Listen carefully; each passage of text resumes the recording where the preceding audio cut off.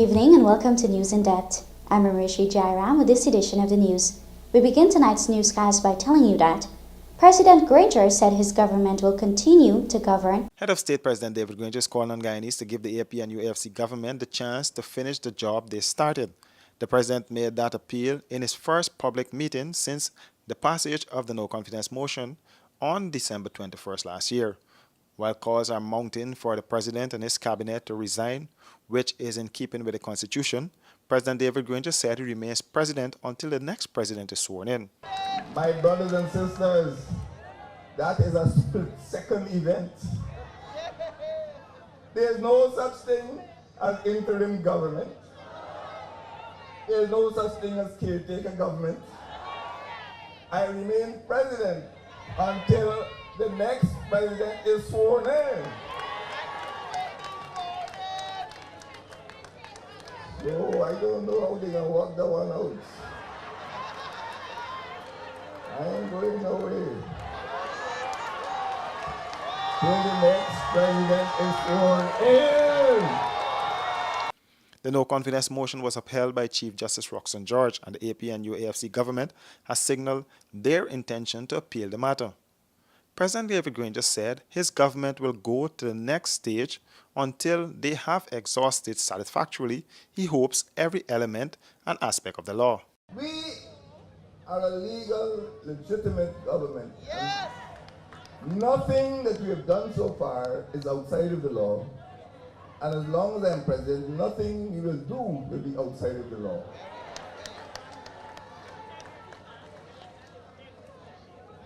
Whatever happens in the court, we will follow due process.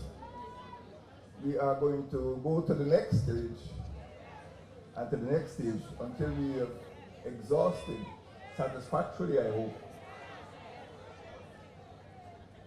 every element and aspect of the law. Granger was speaking at the opening of the PNCR regional office in Region 3 on Sunday. The opposition leader is calling on the president and his cabinet to resign and for the president to announce a date for the holding of general and regional elections, which is expected within 90 days of the passage of a no-confidence motion. Male suspect taken into custody for farmer's death. Here are details in this report. A 60-year-old farmer of Crabbit Creek Quarantine was stabbed to death on Friday by unknown persons, according to police. The man has been identified as Dear Prakash Lalbachan, called William. His wife, Nalini Lalbachan, said she was awakened by the voice of her husband, calling out her name from the lower flat of their home, and on checking saw him bleeding profusely. Actually, I just really don't know how it happened. As I leave him downstairs, and I went upstairs, and I think I fell asleep when it happened, but he didn't wake me up. Seems to be that when everything finished, then he shouted for me. So when I come downstairs, all I could see in the kitchen was blood, and saw him leaning on the cupboard. So I rush, I hold him, and I put him for lie down. So when he lay down on the ground, I went, close up the door, then I come back, take my cutlass, rush upstairs, see if I see anybody. Then I open the door, the window from the veranda, and scream for help. And no one's hear me. Do you think the motive behind what happened Friday night was robbery? I don't believe. Like when you think about it, if it was a robbery, they would have go for me upstairs. Because at least my wife was there, everything, know where everything is. And did anybody? Or I mean, no, if when I'm coming, like if I'm brace up with he, and then I get a chance, so then just kill him and run away. But did you missing anything around the house? For so far, like, I don't feel like anything missing. She raised an alarm with the assistance of neighbors, and he was rushed to the Skeldon Public Hospital, where he was pronounced dead on arrival. The body is at the mortuary awaiting a post-mortem examination. The couple have been married for over 36 years and have 2 children together. Like, I can't figure out, I can't think about anybody, how we can accuse anybody.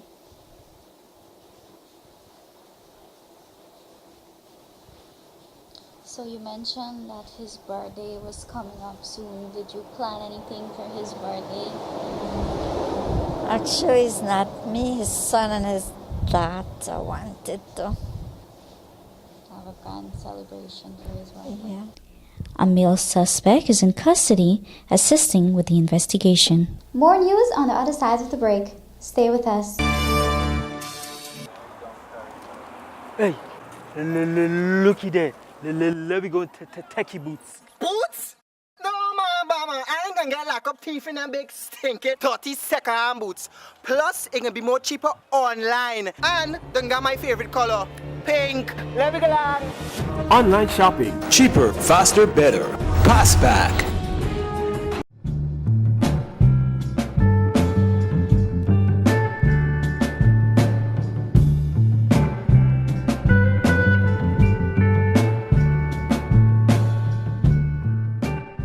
Caribbean rice from the lush rice fields of Guyana straight to your home.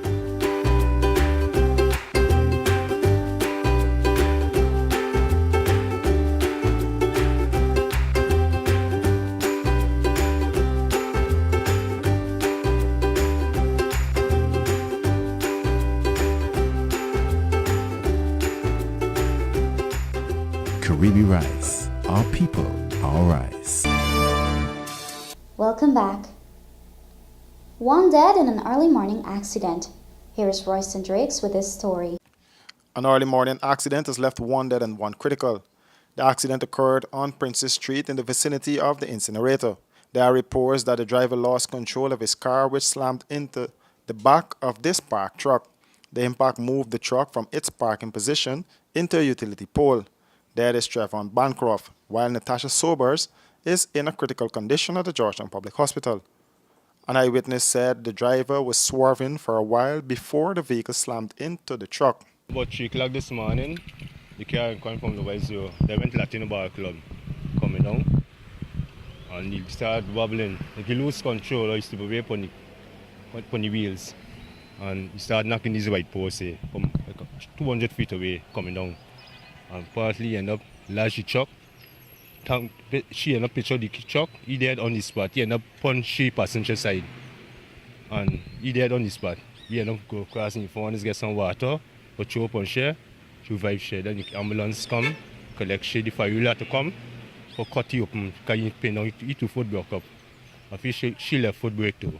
The truck belongs to a contractor and was parked at the location for about 2 months now. It's unclear if the driver was under the influence when he collided with the parked truck. The Guyana Police Force Traffic Department is probing this story. 6 homeless in city fire. Here are details in this report. Still struggling to come to terms with the death and burial of her husband 3 weeks ago, Tonya George was hit with more tragic news on Sunday when a fire of unknown origin gutted her Tocqueville home. The fire has left the family of 6 homeless. The fire started in the upper flat of the 2-storied multi-complex building and quickly spread. The emotional woman said she was in the lower flat with her children, while her cousin's children were in the upper flat when they were alerted to the fire. All right, you can like